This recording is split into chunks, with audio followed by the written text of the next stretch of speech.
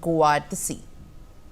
Now shifting our focus to another important breaking development that we are tracking very closely. Shiv Sena, UBT chief Uddhav Thackeray and senior leaders of the party have released Vachannama for the state ahead of the assembly polls elections. During now the release of his manifesto, he said that we have fulfilled all our promises so far, whether in the BMC or in the state, or of the promises in the manifesto are similar to the MVA.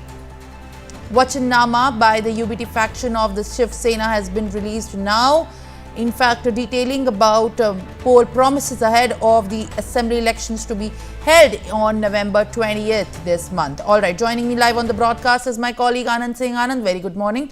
The Vachannama by the UBT faction of Shiv Sena has been now released. What are the key highlights of the Vachannama that's been in fact released this morning? Just look, the way in which Shiv Sena UBT chief Uddhav Thackeray today addressed a press conference at his residence, that is Matusri. And we are just outside his residence, Matusri over here. And while addressing the press conference, he mentioned that whatever promises that the Shiv Sena has done in 2019, whether in BNC or in the state, they have fulfilled most of them. And even the promises with the MVA, Mahavikas Aghadi, of which Shiv Sena UBT is also a partner.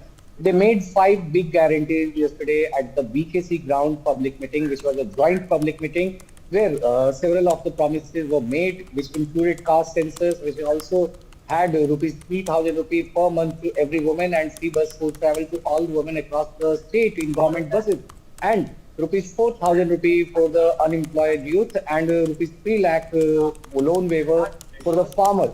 So similarly, Shiv Sena chief Uddhav Thackeray, he mentioned that most of the promises that has been made in the Vachannama, as the manifesto of the party is titled, he mentioned that most of the promises which we made during the BKC rallies are similar in the Vachannama, but he also mentioned that there are some more points which we have added in our Vachannama, as during all the elections we have been releasing our party's manifesto. And he mentioned that how the 50% ceiling of the reservation, they are going to work on that to increase that ceiling. Then also he promised that all the daughters and sons of the Maharashtra will be provided employment. And then he said that in his manifesto that the ITI education for the students will be made free across the state, whereas they will also bring some schemes for the farmers, and they will get the women farmers also registered in the list across the state. So these are the major promises that Shiv Sena UBT chief Uddhav Thackeray has made.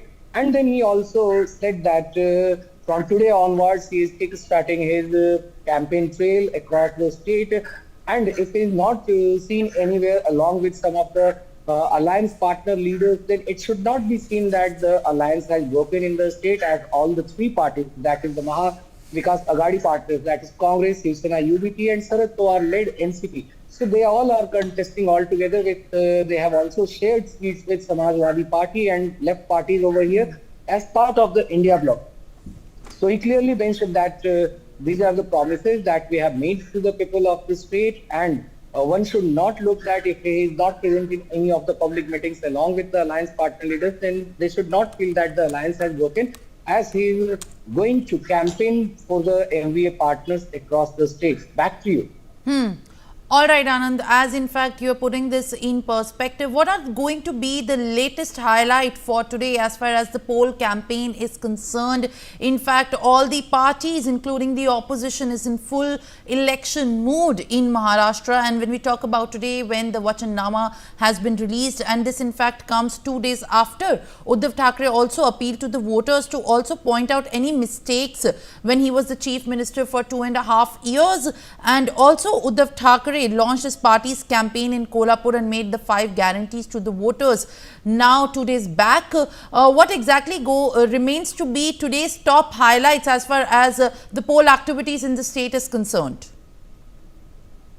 Yeah, look, Simran, as far as the campaigning is concerned in Maharashtra, all the 2 main alliances which are contesting against each, whether it is Mahayuti led by BJP, Shiv Sena Shinde-led faction and NCP led by Ajit Pawar, or the Mahavikas Aghadi that is led by Congress, Shiv Sena, UBT and NCP of Sharad Pawar. So all these parties have intensified their campaigning across the state as only 13 days are left for the crucial assembly elections over here, and 11 days left for the campaigning when it comes to an end on November 18th at 5 p.m. So these parties, if we talk about Aditya Thackeray, he will be campaigning. He will be addressing 3 to 4 public meetings during the day in several parts of the state, as he will be in several other parts of the state. Similarly, Uddhav Thackeray will be also traveling to other parts of the state, and he too will be addressing at least 2 to 3 public meetings during the day.